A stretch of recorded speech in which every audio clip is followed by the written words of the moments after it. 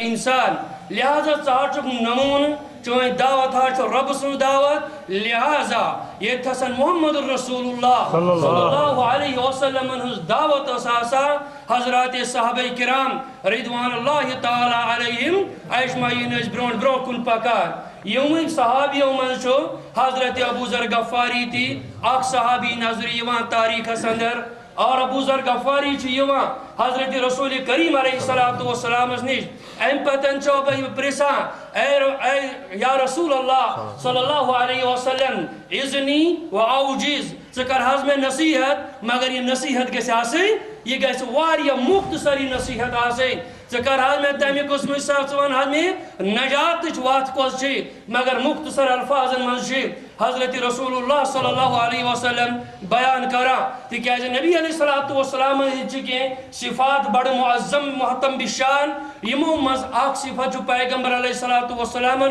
جوامی الکلم آسن یعنی لکٹ لک بڑھ بڑھ بڑھ سمندر اس نبی علیہ السلام لکچن کاتھن منز بیان کرا عجیب و غریب چھو انداز حضرت امام بخاری رحمت اللہ تعالی علیہ یہ تسن تمیز دینش دست تعریف کریں یہ تسن تمیز مختصر کاتھن من دین استارن فکر کی دین گو کیا تمو فرمو الدینو النصیحہ یہ تس عربی زانن وہ لوگ آسن تم ہیکن ریت پوٹی زانن ام ساتن مبتدش خبر چھ بیان گاسا دبا یاسا چھو ساسا واسو نیکریا یکونا نیکرتن خبری ہند اصل یسوسن نیسا یہ قائد کلیا چھو ساسا چھ نیکرا آسا اتندر چھو عموم آسا مگر اس طریقہ کار حضرت رسول اللہ صلی اللہ علیہ وسلم بیان کر عجیب و غریب تعریف کریب دینی فرموک دین تو خیر خواہی کا نام ہے الدین النصیحہ آت النصیحہ پر تروک الف لام یہ بنوک معرب باللام اور رہتے بنوک یم ساتھ تو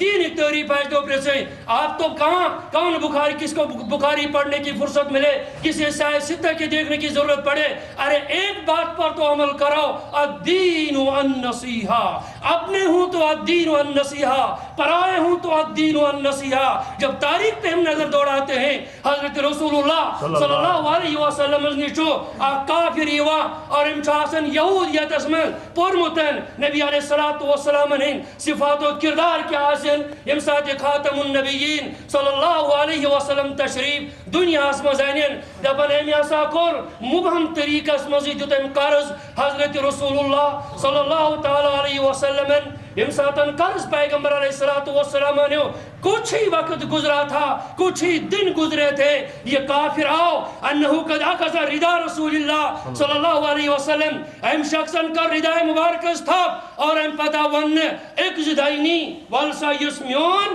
یا سیئے کیا چھو یس قرض سے میں جتوں تنچوئے وہ قرض میرے مجھے چکا دو سو قرض میں واپس اور بڑی غلط طریقے سے غلط اندازہ تھا اس شخص کا یہ مذہب نبی علیہ السلام رضا مبارک تھا بڑھ برو طریقہ اس میں شکرہ ورا عمر رضی اللہ تعالی عنہ بہتر پچھ نظر پہ ہوا حضرت عمر رضی اللہ تعالی عنہ کیا یہ چھا ہانس پیغمبر اسلام روٹ کے امیچ ردائے مبارک اسلام نے یوا امی ستن چھ بد تہذیبی سان پیش ہوا امی ستن چھ گستاخی سان پیش ہوا حضرت عمر رضی اللہ تعالیٰ عنہ جو بڑی غضبناک انداز میں بڑے غضبناک نظروں سے حضرت رسول اللہ صلی اللہ علیہ وسلم کا ایک چہتا اور دعاؤں سے مانگا ہوا صحابی حضرت عمر رضی اللہ تعالیٰ عنہ ایک جو بڑا غضبناک نظر امیس یہودس وچا ایم پتن یہ تو یہ نظر امیس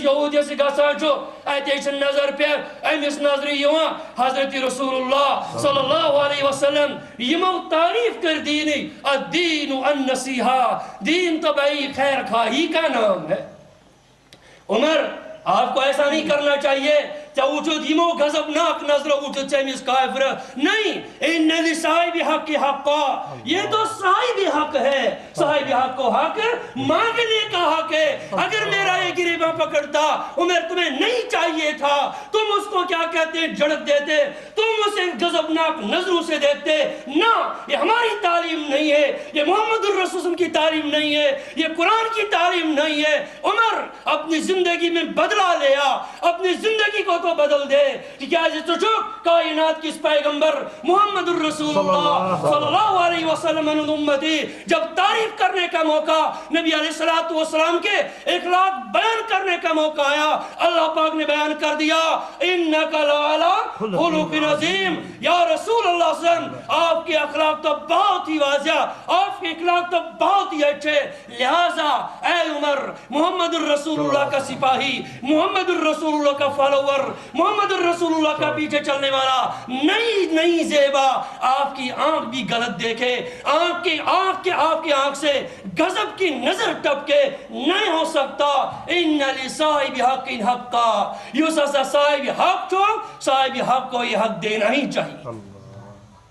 عمر تمہیں یہی چاہیے تھا چپیزی ایم ساتن یہ کتوانی اے محمد الرسول اللہ صلی اللہ علیہ وسلم اگر حد سے ایم سند قرض ہو سوئی یہ قرض حاض گوسے میں واپس ان دینے نیو امیس پیزی ونن ہے سا ایک یہودی اگر سم منگنی چپیزی نے یہ کارون کے یہ طریقہ من سے کائنات کس پیغمبر سے یہ طریقہ کار کر اتنا ہی سننا تھا، اس کو اندر وہ ایمان کی شمع فروزہ ہو گئی، اس کے اندر کی دنیا بدل گئی۔ نہیں، الحکمت ضالت المومن، مجھے تو وہ چیز مل گئی جو میں برسوں سے ڈھونڈ رہا تھا، مجھے تو وہ چیز مل گئی جو میں کھو چکا تھا، آج میں نے اس ہیرے کو پایا، آج میں نے اس حکمت کو پایا۔ کہا سنیے اے محمد صلی اللہ علیہ وسلم مجھے تو بتا دیجئے کلمہ کیا ہے، میں دیکھنے نہیں آیا تھا، میں گستاخی کرنے نہیں آیا تھا، میں رداء مبارک کو چھیڑنے نہیں آیا تھا، اگر میں آیا تھا میں تورات کی تصدیق کے لیے خاطر آیا تھا کیونکہ وہ بھی اللہ تعالیٰ کی نازل کردہ کتاب تھی، میں دیکھنے میں آیا تھا کہاں نبی علیہ السلام کے کیا وہی طریقے ہیں ہمیشہ تمہیں طریقے یم طریقے تورات اس مزائی بیان کرنے تورات اس منچلی کتن ان حلم رسول اللہ پیغمبر علیہ السلام انہوں حلم تبرود بری آسی چاہسی تین اس غزب پر غالب مجھے تو یہ بات مل گئی، اے اللہ کے رسول مجھے بتاؤ کلمہ کیا ہے؟ پیغمبر فرماتے ہیں قل اشہد ان لا الہ الا اللہ واشہد ان محمد الرسول اللہ صلی اللہ تعالی علیہ وسلم۔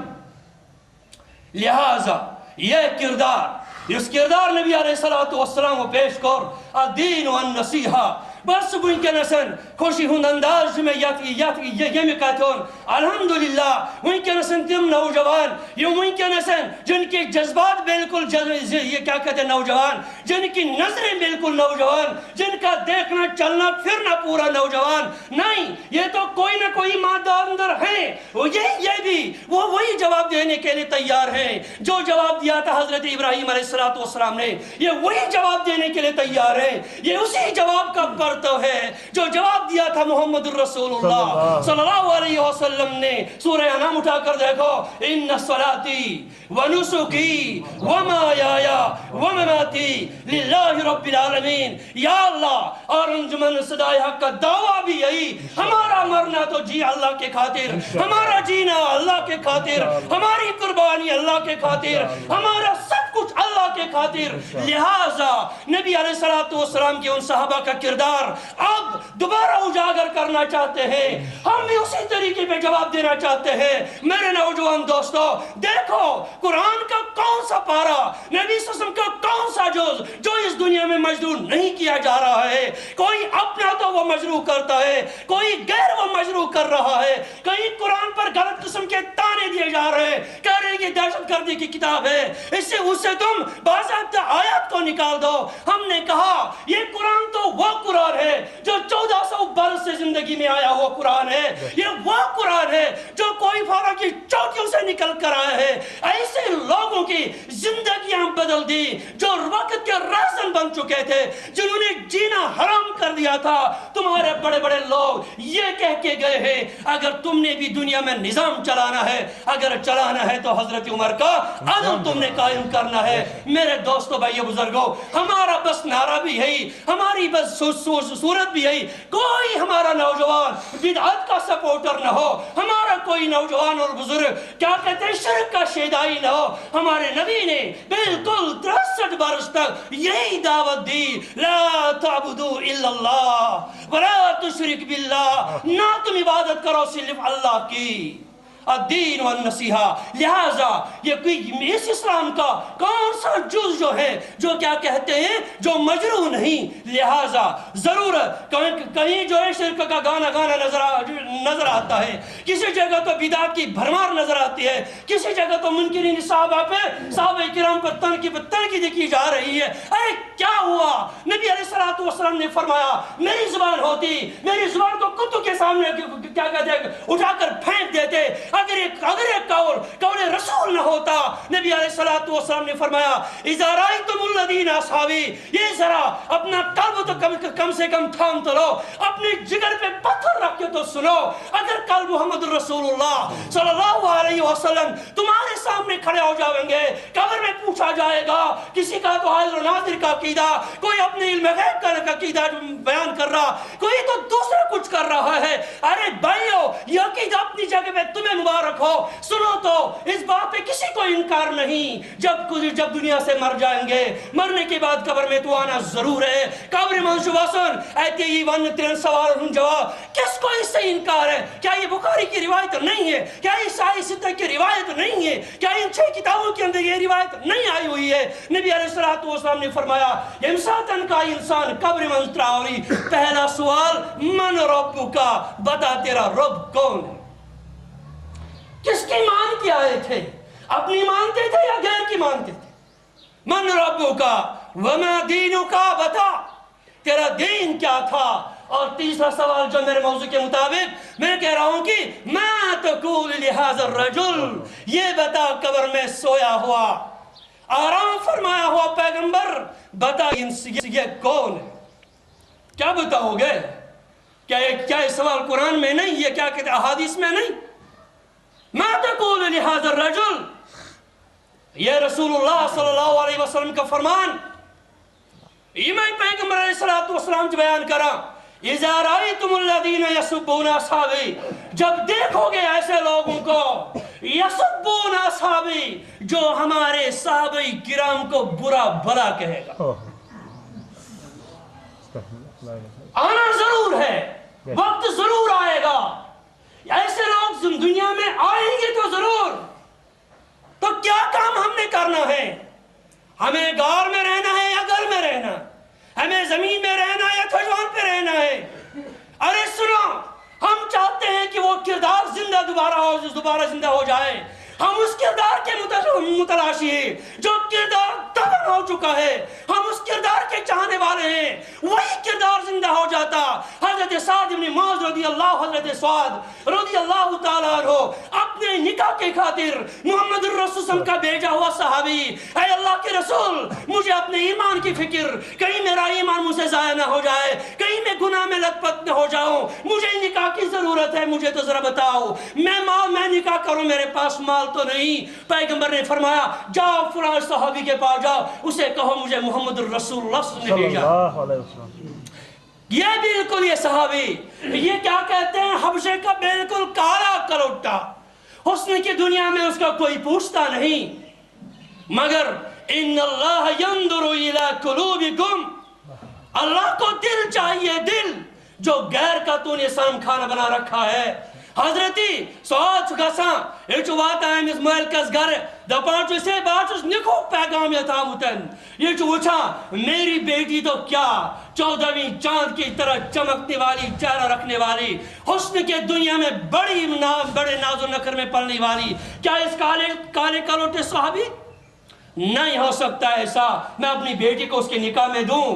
मगर किरदार तो देखो क्या था, सहाबे किराम का किरदार तो देखो क्या था, सहाबियात का किरदार तो देखो क्या था। किन माओं ने किन बेटियों को जन्म दिया था, किन माओं ने किन बेटों को जन्म दिया था, ये देखने की जरूरत। वो माए गई कहां, वो बेटे गए कहां, वो बाप गए कहां, जिन باپ اور ماں سے ایسے سرپروش پیدا ہوا کرتے تھے یم ساتن حضرت سوال چکا سا واپ اچھے دپا نا تیرا نکاح نہیں ہوگا میری بیٹی کے ساتھ, تو غریب انسان ہے, تو کارا کلوٹا ہے, نہیں ہو سکتا ہے تیرا اس کے ساتھ نکاح. واپس شکست خوردہ دل ٹوٹ کے نہ معلوم آرزوں کی عمارت کیسے کیا کہ زمین بوس ہو کے واپس چلے گئے. پوچھا پیغمبر صلی اللہ علیہ وسلم کے نزدیک پہنچنے والا, میری بیٹی نے کہا باپ یہ تو بتا یہ آیا کون تھا؟ بیٹی تیری بیاہی کے خاطر آیا تھا, تیرے ساتھ نکاح کرنے کے خاطر آیا تھا. یہ کالا کروٹا, یہ تو اس قسم کا انسان, میں نے نہیں چاہا تیرا نکاح اس کے ساتھ کروں, ہمارا خاندان تو بڑا. پوچھا میرے باپ یہ تو بتا یہ مجھے بوسنے کی ضرورت, یہ خود آیا تھا یا کسی نے بھیجا تھا؟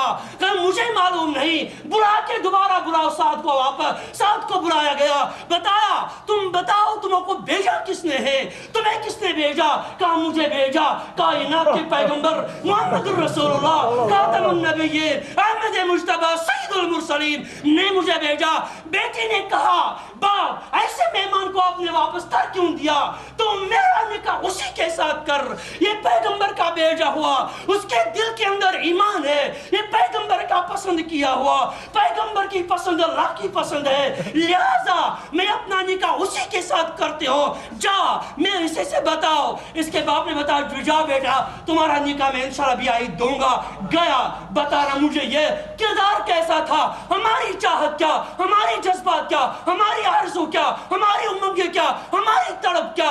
ہم یہی کہتے اگر ہمارے سامنے اسی طریقے پہ دین مٹتا گیا, ہماری آنکھیں دیکھتی رہی, ہمارے سامنے دین مٹایا جا رہا, ہماری زبانیں بند ہوتی جا رہیں گی. فرمایا حضرت رسول اللہ صلی اللہ علیہ وسلم کے اس صحابی نے جب واپس میں آیا, یہاں سے میں گیا تھا بازار سودا سلف لانے کے خاطر تاکہ مجھے اب نکاح کی ضرورت ہے. سودا سلف خریدتے اخرجوا فی سبیل اللہ کی آواز کانوں میں گونجی. ادھر سے جہاد کی, ایمان کی حفاظت کی, قرآن کی حفاظت کی, اسلام کی حفاظت کی, اسلامیت کی حقانیت کی بات آگے یہ بارہ اور کرانی تھی. کفر کے ایوانوں میں زلزلہ لانا برپا کرنا تھا, یہی بات تھی. اور ادھر سے جب آواز لگی کہا کہ دکاندار سن تو صحیح, یہ میری امانت آپ کے سامنے واپس آیا تو امانت لوں گا, نہیں واپس آیا تو یہ چیز تم اپنے واپس لے لو.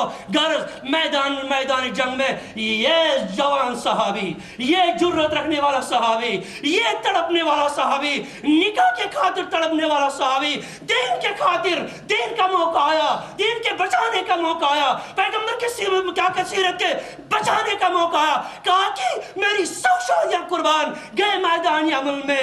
پیغمبر دیکھتے ہیں تو اپنی جان آفرین کے حوالے کر دی. انا للہ و انا الیہ راجعون. پیغمبر آئے, مجھے دیکھا وہ دلہا کہاں گیا, مجھے دکھا وہ شخص کہاں گیا جس نے اپنے تمام چیزوں پر قربانی دے کر اب میرے سیرت کو آگے بڑھا دیا ہے. لہٰذا مجھے دوستو ضرورت اس بات کی ہے, یہی جذبہ ہم نے بھی اجاگر کرنا ہے. میرے نوجوان دوستو قسم کھا کے رہو, تم وعدہ کر کے رہو, انشاءاللہ جان جائے گی تو جائے گی, مگر دین کے ساتھ ہمارا تعلق رہے گا. وآخر دعوانا الحمدللہ رب العالمین. حضرات سامعین کرام, بزرگوں اور دوستوں,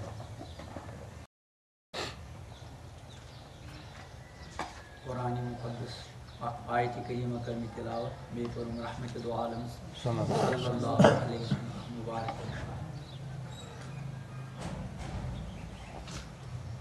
آیت کریمہ ترجم اللہ پاک ارشاد فرما الیوم اکملت لکم دینکم, آج کور میں تہند خاطر تہند دین مکمل کرنا مطلب کیا گو, ات میں بھی کن چیز گنجائش. اور اس میں رحمت دو عالم علیہ السلام ارشاد کو تمیک ترجم من احدث فی امرنا ھذا, یم سنس دینس اندر کان تیت چیز داخل کو ما لیس فی یس در حقیقت تاثر ہوا ردن سچ مردود.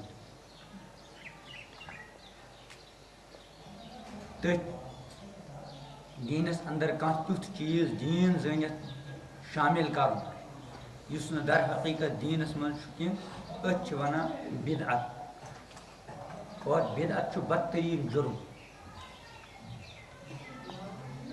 بِدعت چھُنہٕ عام گۄنہَن ہیوٗ گۄناہ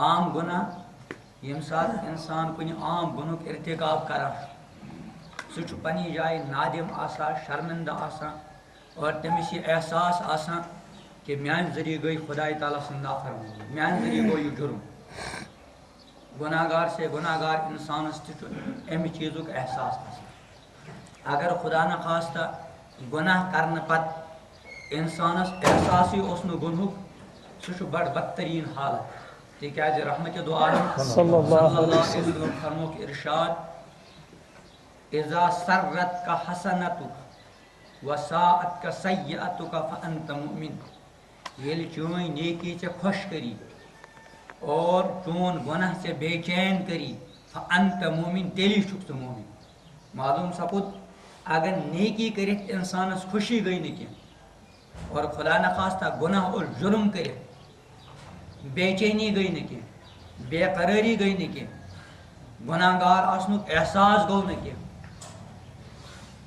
تیٚلہِ چھِنہٕ ایٖمانٕچ کانٛہہ گارنٹی عام گۄناہ ییٚلہِ تہِ مومِن بنٛد کرِ چاہے لۄکُٹ گۄناہ آسہِ یا بوٚڑ گۄناہ أمِس چھُ پننہِ گۄناہ گار آسنُک کیٛاہ آسان احساس اور ییٚمہِ ساتہٕ گۄناہ گار آسنُک احساس آسہِ کانٛہہ نتہٕ کانٛہہ موقعہٕ چھُ آسان یا چھُ اِنسانَس توبُک توفیٖق نصیٖب گژھان اور اگر توبہ کوٚرُن تہِ نہٕ کینٛہہ لیکن استغفار چھُ بہرحال کران اکھ گوٚو توبہ اور بیٛاکھ کیٛاہ گوٚو استغفار توبُک مطلب گوٚو اِنسان چھُ پننِس گۄناہَس پٮ۪ٹھ نادِم شرمندہ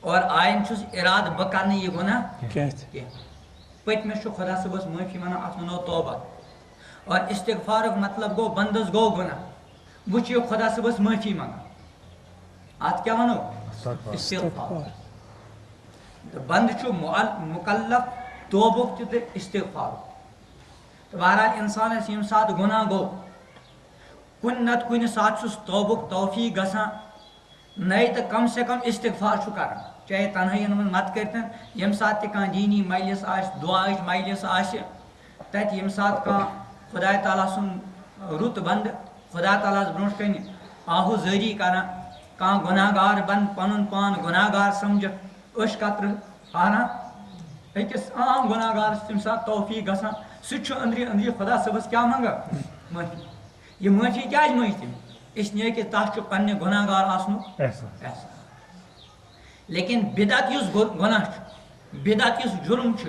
امِچ نوعیت چھِ الگ کران چھُ انسان جُرم کران چھُ انسان گۄناہ اور کیٛاہ سمجھتھ کران نیکی سمجھتھ ثواب سمجھتھ تِکیٛازِ بدعتٕچ تعریٖفٕے گٔے یہِ کہِ کانٛہہ تِژھ کٲم دیٖن سمجھتھ کرٕنۍ یُس نہٕ در حقیٖقت دیٖن چھُ تٔتھۍ کیٛاہ چھُ ناو بدعت بہٕ اوسُس وۄنۍ پکان ڈیلگیٹ یُتھُے درٛاے اتہِ وٕچھ مختلف سکوٗل ہٕنٛدۍ بچہِ تہٕ بچی بیٚیہِ کینٛہہ جوان کینٛہہ بُزرٕگ أکِس جلوٗس کہِ شکلہِ انٛدر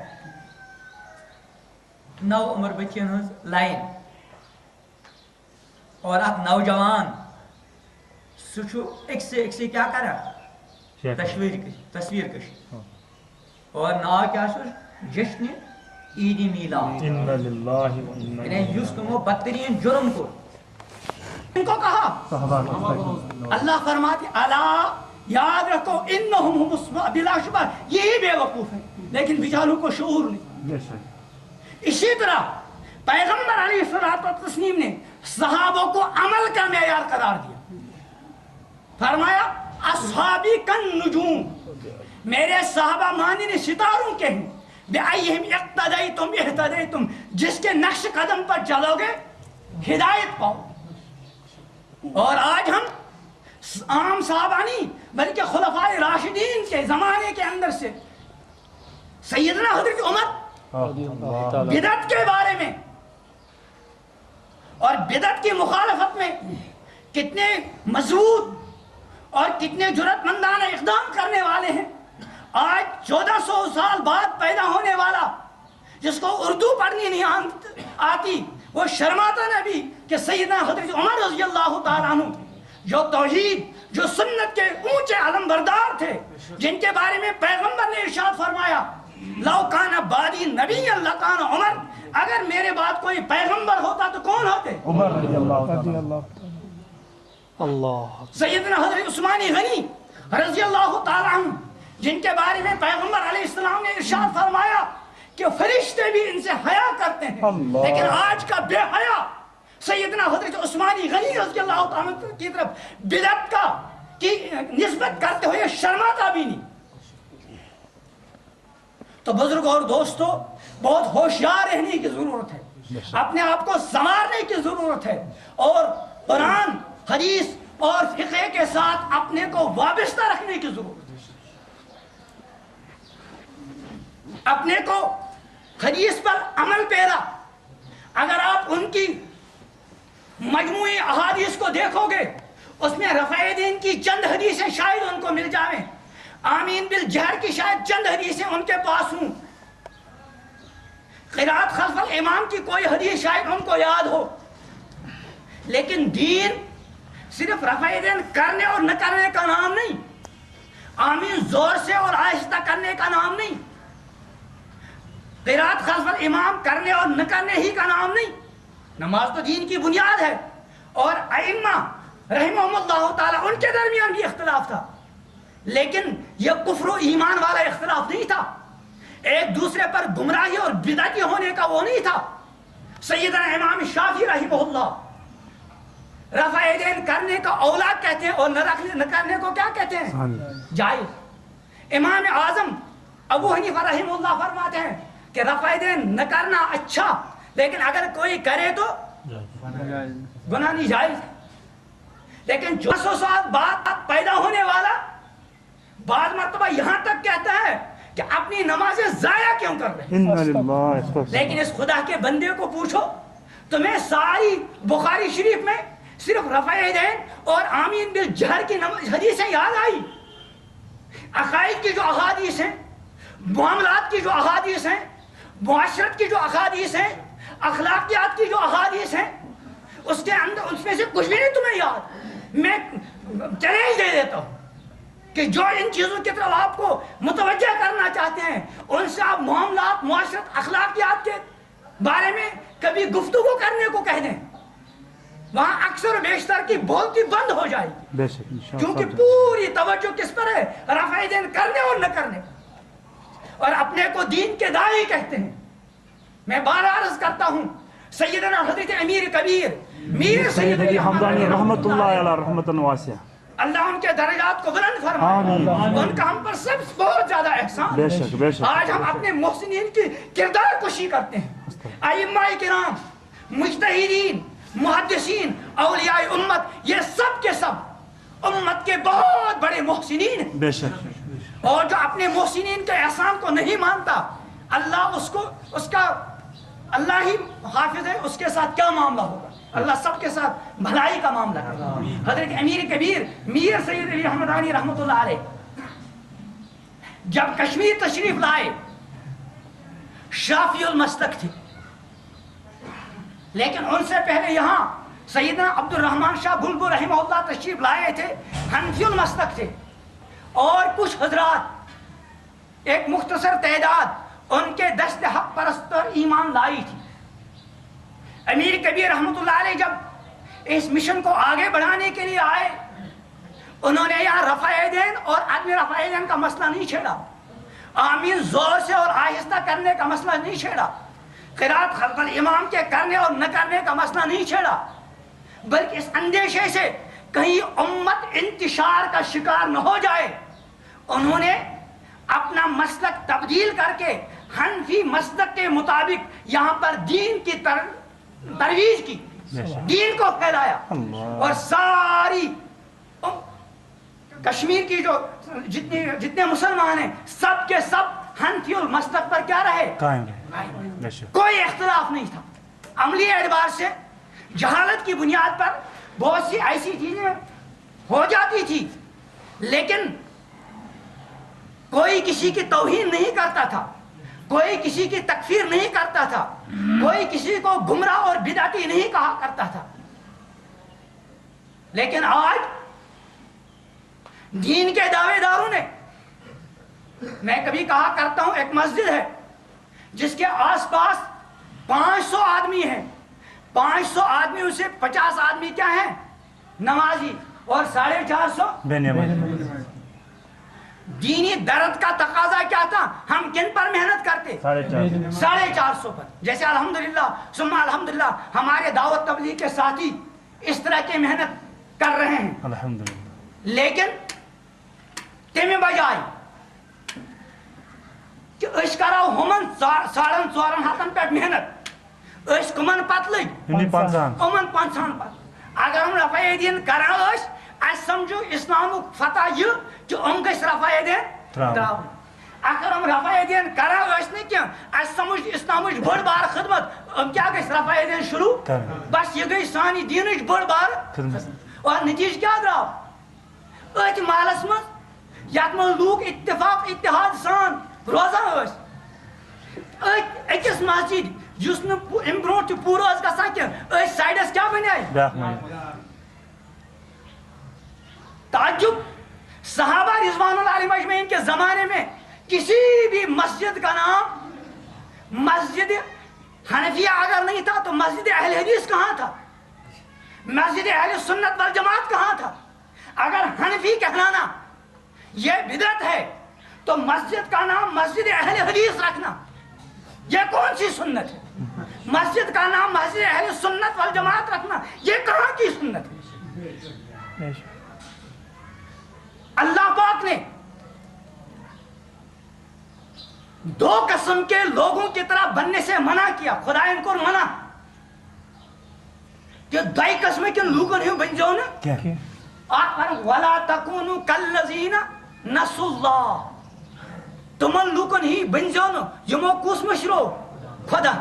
سزا کیا ملو فَأَنْسَاهُمْ أَنفُسُهُمْ, خدا ان کر تم پن پان نش بخبر. اور آج کیا کہ اس بڑ بار اسلام و خلافت کارن سمجھا اگر کوئی توفیق اس میلا کہ نمازوں پت کہ تسبیحات پڑھے کہ دعا کرے استغفار کرے خدا اس معافی مانگے اس کیا لگو آج پر حکم بدعت آس. حالانکہ احادیث میں صاف موجود جس قبولیت کی دعا کی مواقع تمام کیا فرض نمازوں پت خصوصیت سان دعا قبول گژھن احادیث اندر ثابت. تو آپ فرمو تمن لوکن ہی مبنیو یمو کس مشرو خدا. اور بے اس میں اصل عرض کرن فرمو ولا تکونوا کالذین تفرقوا, تمن ہی لوکن ہی مبنیو یمو کیا کرو تفرق. یہ انسان یہ ایکس مسجد کس مسجد بنائی مسجد جہاں اسلام از مسلمان درمیان تفرق تعاون وال کے اتحاد پید کر تفرق خدا فرماوان وَاعْتَصِمُوا بِحَبْلِ اللَّهِ جَمِيعًا, خدا سنز رات سریتو مضبوطی سان. لیکن اس دین کس ناوس اندر پیٹ آج دینس اندر کیا ترما تفرق بدترین جرم. فرمایا وَلَا تَكُونُوا كَالَّذِينَ تَفَرَّقُوا وَاخْتَلَفُوا مِنْ بَعْدِ مَا جَاءَهُمُ الْبَيِّنَاتُ. ان پت فرما وَأُولَٰئِكَ لَهُمْ عَذَابٌ عَظِيمٌ, امائی گئی تم لوگ یمن خاطر بڑ بار عذاب. اس لیے پاس اچھے امی کچھون سٹھا فکر مند سپدن کہ سان ذریعہ گھن امت اندر انتشار گھن. اور آج امت منتشر ہو رہی ہے. آج برونٹ 10 ؤری 20 ؤری ختم سحری یکجا افطاری یکجا, مگر آج کیا گئی یہ جو تقسیم. ایک جماعت 5 منٹ پہلے افطار کر رہی اور دوسری جماعت 5 منٹ بعد. ایک جماعت اذان ہونے کے بعد بھی سحری کھاتی رہتی ہے, جبکہ قرآن نے کیا فرمایا فرمایا ثم اتموا الصیام الی اللیل, پھر مکمل کرو روزے کو کہاں تک رات تک. یہ جو روزے کو رات آنے سے پہلے ہی ختم کر دیتا ہے. تو اس نے دین کے اندر تفرقہ ڈالا, دین کے اندر اتفاق کیا. بہرحال وہ عرض کرا آیت کریمہ کیا فرمو اليوم اکملت لکم دینکم, دین کیا کرا عرض کرا دین کس ناوس پہ دۄیہِ اَڑِ بار ظُلم گژھان خصوٗصن حنفیت کِس ناوَس پٮ۪ٹھ اَکہِ اَڑِ بار اَمہِ سایڈٕ کہ اَسہِ کٔر حنفیتَس کُن تِم چیٖز منسوٗب یِم نہٕ در حقیٖقت حنفیتَس پٮ۪ٹھ منٛز ٲسۍ کینٛہہ حنفیت یا امام ابو حنیفہ علیہ رحمہ قرآن اور حدیث کے عظیم ترین علم بردار تھے اور اَسہِ کٔر حنفیت بدنام اَسہِ دیُت یہِ ثٲبت کٔرِتھ اور أسۍ چھِ یہِ تصور دِوان کہ حنفیت چند رسومات کا نام ہے أزیُک نوجوان یُس حنفیت نِش بعض مرتبہ دور چھُ گژھان اس میں بہت بڑا دخل ہے اس چیز کا اَسہِ کوٚر حنفیتس کُن تِم چیٖز منسوٗب یِمن نہٕ حنفیت سۭتۍ کانٛہہ واسطہٕ اور دوسری طرف حنفیت پر یہ ظلم کیا گیا کہ وہ حنفیت اور وہ امام ابو حنیفہ علیہ رحمہ جو قرآن اور سنت کے عظیم علم بردار تھے تات متعلق چھُ تصور دِوان قرآن حدیث الگ چیز ہے اور مسلک حنفی دونوں طرح کی گمراہیوں سے اپنے آپ کو بچانا ہے جن کو یہ جاننے کی ضرورت ہو کہ مسلک حنفیت پر جو نمازیں پڑھی جاتی ہیں وہ کسی کے چکر میں آنے کے بجائے اس موضوع پر جو معتبر کتابیں لکھی گئی ان کتابوں کو خود مطالعہ کریں دوسروں کو مطالعہ کریں مدینہ منورہ سے ایک کتاب تیار ہوئی ہے نماز پیغمبر اس کا مطالعہ کیجیے ایک اور کتاب ہے اس کا نام ہے رسول اکرم صلی اللہ علیہ وسلم کا طریقہ نماز ایک اور کتاب ہے اس کا نام ہے نماز احناف ان کتابوں کے اندر حوالوں کے ساتھ یہ ثابت کیا گیا کہ حنفی مسلک کے مطابق جو نماز ہم پڑھتے ہیں وہ بعین ہی قرآن اور سنت کے مطابق اس لیے ہمیں چوکنا رہنا ہے نہ ادھر کا ہمیں اپنے آپ کو ادھر ملوث کرنا ہے نہ ادھر بلکہ درمیانی افراط اور تفریط سے اپنے آپ کو کیا ہے بچانا نہ بدعت کا ارتکاب کرنا ہے اور نہ بدعت کے نام پر اصل سنت کو مٹانا ہے رحمت دو عالم علیہ الصلوۃ والتسلیم سے کہیں بھی ثابت نہیں کہ آپ کی عادت مبارکہ ننگے سر ہونے کی ہو اور آج مسلمان جوانوں کے سروں سے ٹوپیاں اتارنے کے لیے مستقل مہم چلائی جا رہی ہے اور وہ بھی دین کے نام کہیں بھی ثابت کریں احرام کے علاوہ جہاں ننگے سر رہنا شریعت کا حکم ہے سیدنا عبداللہ ابن مسعود رضی اللہ تعالیٰ عنہ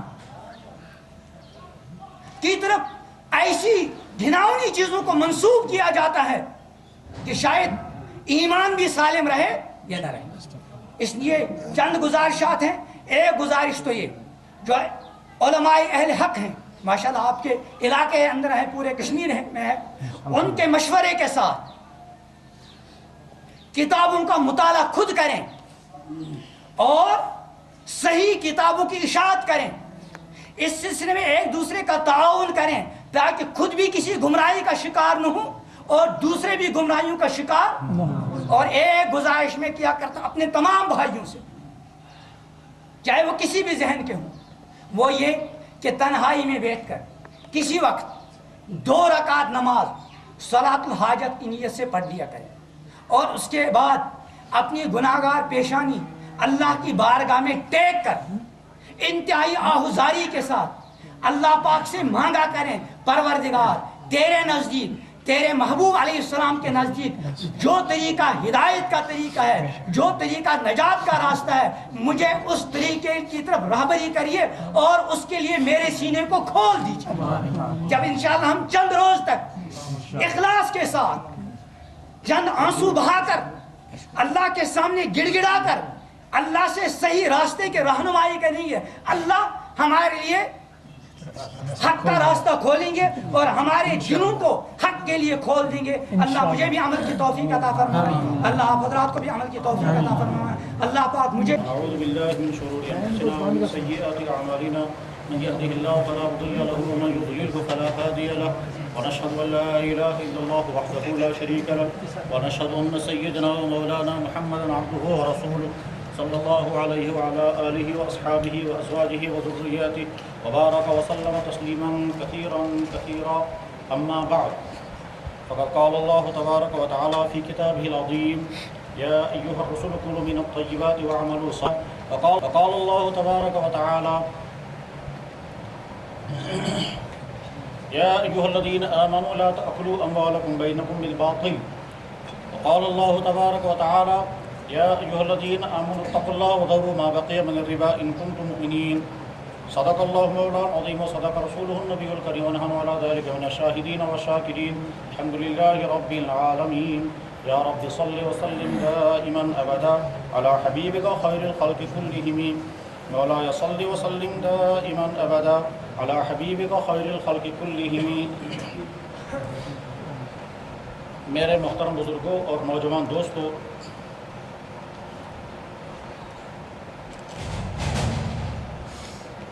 اگر کوئی انسان بیمار ہو جائے اور اس بیماری کا علاج کرنے کے لیے وہ کسی ہسپتال میں ایڈمٹ ہو، تو ایڈمٹ ہونے کے معنی یہ ہیں کہ اب اسے ہسپتال کی وہ چیزیں استعمال کرنی ہوں گی جو ہسپتال والے علاج کرائیں گے، علاج کے دوران استعمال کرائیں گے، اور ان تمام چیزوں کو چھوڑنا ہوگا کہ جو ہسپتال کا عملہ یا ہسپتال کے معالجین اسے چھوڑوائیں گے۔ ایک انسان کو اگر میٹھا کھانے کا بہت زیادہ شوق ہے، لیکن ہسپتال میں ایڈمٹ ہونے کے بعد اگر ڈاکٹروں نے کہا کہ آپ کو میٹھا چھوڑنا ہوگا، اس کو چھوڑنا پڑے گا۔ ایک انسان کو اگر گوشت کھانے کا بہت زیادہ شوق ہے، لیکن کولیسٹرول بڑھ جانے کی وجہ سے وہ ہسپتال میں ایڈمٹ ہو گیا، تو اب جب ڈاکٹر اسے یہ کہیں گے کہ تمہیں اپنی پسندیدہ ترین چیز گوشت چھوڑنا ہوگا اپنا علاج کرنے کے لیے، اسے یہ ضروری ہے، اس کے بغیر چارہ کار نہیں۔ کھوئی ہوئی صحت کو واپس لانے کے لیے کچھ چیزیں اسے کھانی ہوں گی، چاہے اسے پسند آئیں یا نہ پائیں، اور کھوئی ہوئی صحت کو واپس لانے کے لیے کچھ چیزیں اسے چھوڑنی ہوں گی، چاہے چھوڑنے میں مشکلات کیوں نہ آئیں۔ اور اگر وہ یہ کہے کہ میں کھانے کو بھی تیار نہیں اور چھوڑنے کو بھی تیار نہیں، تو پھر کھوئی ہوئی صحت واپس آنے والی نہیں ہے۔ یہ ایک عمومی مثال ہے۔ جب ایک انسان نے دین حق قبول کر لیا، یعنی اللہ کو مانا اور اللہ کے نبی کو مانا صلی اللہ علیہ وسلم، اللہ کو کیا مانا جو اللہ کے نبی نے بتایا، اور اللہ کے نبی کو کیا مانا جو اللہ نے بتایا، اس سے زیادہ بہتر تعارف اللہ تعالیٰ شانہ کا کوئی کرا نہیں سکتا جتنا بہترین تعارف حضرت نبی کریم صلی اللہ علیہ وسلم نے کرایا، اور حضرت نبی علیہ الصلوۃ والسلام کا اس سے بہتر تعارف کوئی کرا نہیں سکتا جتنا اللہ نے کرایا۔ تو لا الہ الا اللہ کے ذریعے محمد رسول اللہ، اور محمد رسول اللہ کے ذریعے سے لا الہ الا اللہ۔ ہم اللہ سے پوچھیں گے آپ نے نبی جیسا بھیجا ہمیں قبول، اور اللہ کے نبی سے پوچھیں گے جو اللہ کی ذات کا تعارف آپ کرائیں گے ہمیں وہی منظور ہے، اس کے علاوہ ہمیں دوسرے کسی تعارف کی ضرورت نہیں، اور نہ کسی کمی اور زیادتی کرنے کی حاجت ہے۔ اب جب ہم نے اللہ کو مانا اللہ کے نبی کے کہنے پر، اور اللہ کے نبی کو مانا اللہ کے کہنے پر، اسی کا نام ہے لا الہ الا اللہ محمد رسول اللہ، اور اس کے بعد یہ دونوں کہیں گے کچھ چیزیں تمہیں کرنی ہوں گی، کچھ چیزیں تمہیں چھوڑنی ہوں گی۔ اللہ بھی کہیں گے کچھ چیزیں تمہیں کرنی ہوں گی، کچھ چیزیں چھوڑنی ہوں گی، اور اللہ کے نبی بھی یہی بتائیں گے کچھ کام تمہیں کرنے ہوں گے اور کچھ کام تمہیں چھوڑنے ہوں گے۔ جو کام کرنے ہیں ان کو کہتے ہیں فرائض دین، اور جن کاموں کو چھوڑنا ہے ان کو کہتے ہیں منہیات، جن چیزوں سے روک دیا گیا، منع کر دیا گیا۔ جن چیزوں سے روک دیا گیا اسی کو دوسرے لفظوں میں کہتے ہیں حرام، اور جن چیزوں کو کرنا لازم کر دیا گیا انہیں کو کہتے ہیں فرض۔ کون سا عمل فرض ہے اور فرض کیسے بنتا ہے، اور کون سا عمل حرام ہے اور حرام کب بنتا ہے، کس قسم کی دلیلیں ہونی چاہیے جن کے نتیجے میں کسی کام کو حرام کر دیا جائے، اور کس قسم کے دلائل ہونے چاہیے جس کے نتیجے میں کسی کام کو فرض کر دیا جائے، یہ نہ مفسرین کا کام ہے، نہ محدثین کا کام ہے، نہ اولیاء کا کام ہے، یہ فقہا کا کام ہے۔ اور اس معاملے میں محدثین بھی، مفسرین بھی، فقہا اولیاء کرام بھی، بلکہ امت مسلمہ کے تمام طبقات فقہا کے محتاج ہیں، وہ یہ طے کر دیتے ہیں کہ کسی چیز کو فرض قرار دینے کے لیے ضابطہ کیا ہے اور کسی چیز کو حرام قرار دینے کے لیے ضابطہ کیا ہے۔ کبھی ایسا ہوگا کہ اللہ نے اور اللہ کے نبی نے کوئی حکم دیا اور اس کے باوجود وہ فرض نہیں ہوتا، اور کبھی ایسا ہوتا ہے کہ اللہ کے نبی اور اللہ نے اور اللہ کے نبی نے کسی چیز کو روک دیا اور پھر بھی وہ حرام نہیں ہوتا۔ اور قرآن کریم میں اور احادیث میں اس کی مثالیں موجود ہیں۔ قرآن کریم نے مثلا بیان فرمایا اعملوا ما شئتم، جو تمہاری مرضی آئے وہ کرو، اس کا مطلب یہ ہے کہ زندگی آزاد ہو گئی۔ لیکن بعد میں مفسرین کہیں گے بھائی اس آیت کا مطلب کیا ہے؟ اس آیت کا مطلب ہے توبیخ، ڈانٹنا. جیسے انسان کبھی بچے کو کہتا ہے اب جو تمہاری مرضی سو کرو، میں تمہیں کچھ نہیں پوچھوں گا. اس کا مطلب یہ نہیں کہ بالکل ہر چیز جائز کر دی اس کے لیے. خیر، تو فقہائے کرام جو ہیں وہ اسی کام کے لیے اللہ نے منتخب کیے ہیں کہ وہ فرائض، واجبات، سنن، مستحبات، محرمات، مکروہات، ان تمام کی تقسیمیں بھی کرتے ہیں، ان تمام کے دلائل بھی طے کر دیتے ہیں. کون سی چیز واجب کب ہو جاتی ہے اور کس دلیل کے نتیجے میں، یہ فقہا کا کام ہے. اور اس میں محدثین بھی فقہا کے محتاج ہوتے ہیں، اولیاء بھی ان کے محتاج ہوتے ہیں. ان سے باہر نکل کر کوئی راستہ ہی نہیں ہے.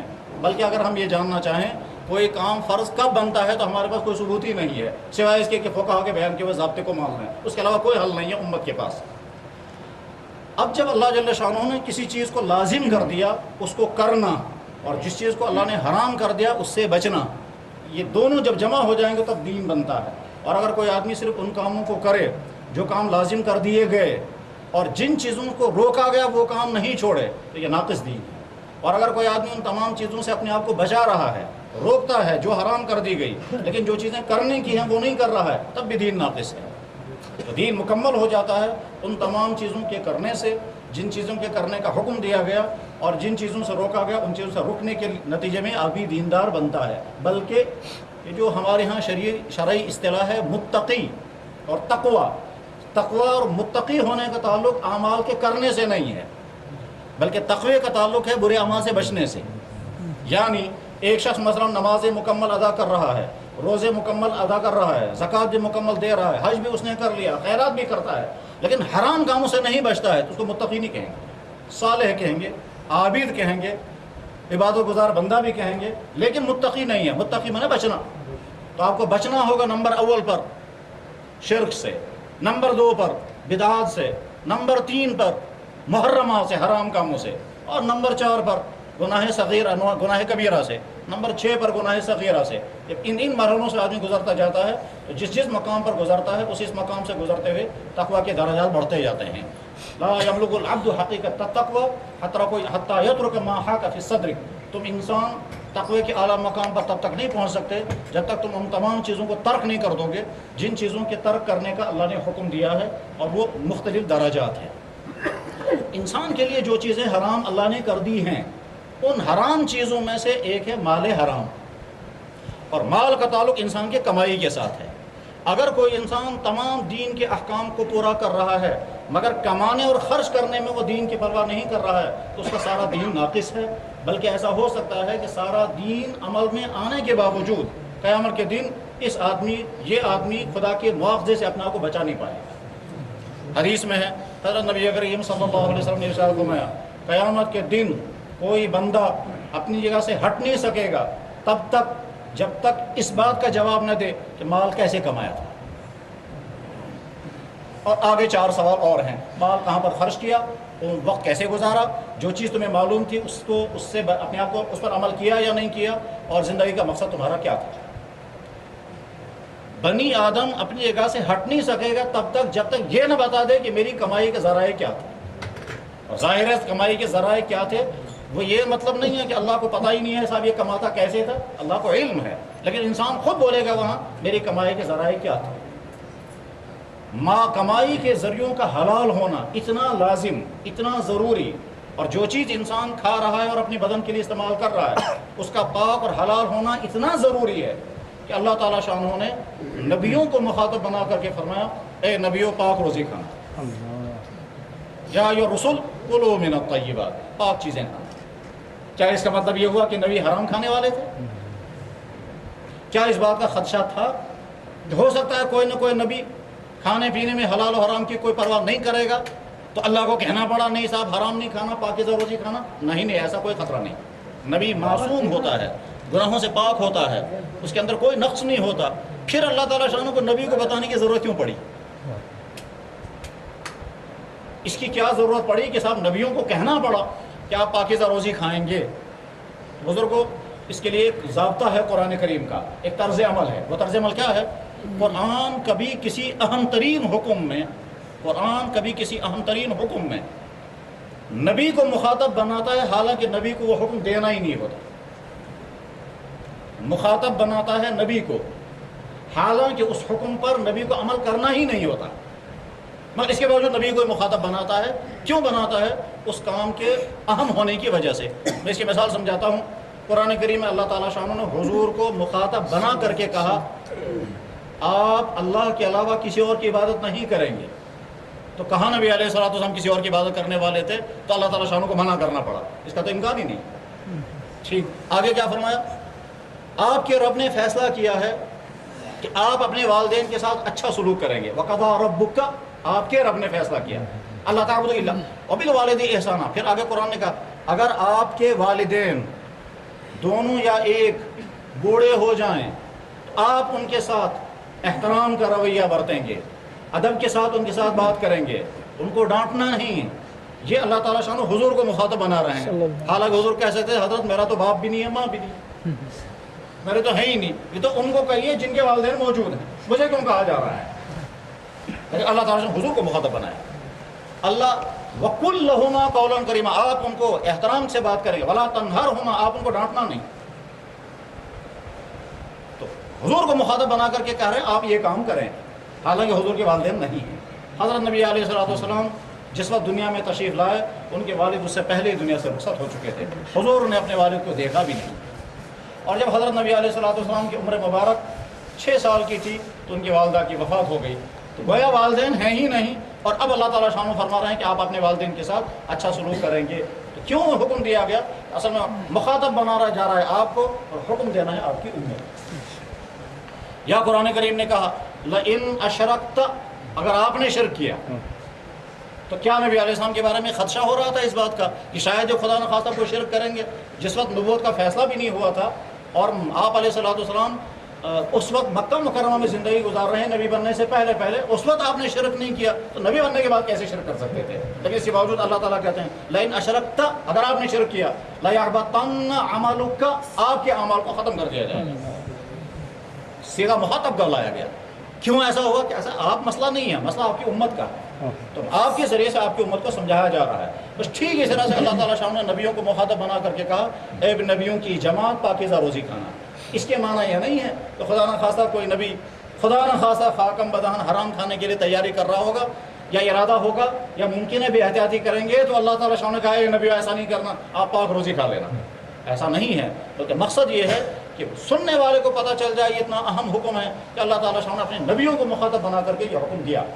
لیکن اسی پر اکتفا نہیں کیا، کیونکہ ہو سکتا ہے کبھی نہ کبھی کوئی کہتا کہ جی یہ تو مخاطب بنایا گیا نبیوں کو، ہمارے لیے چھوٹ ہے، جو چاہے سو ہم کریں گے.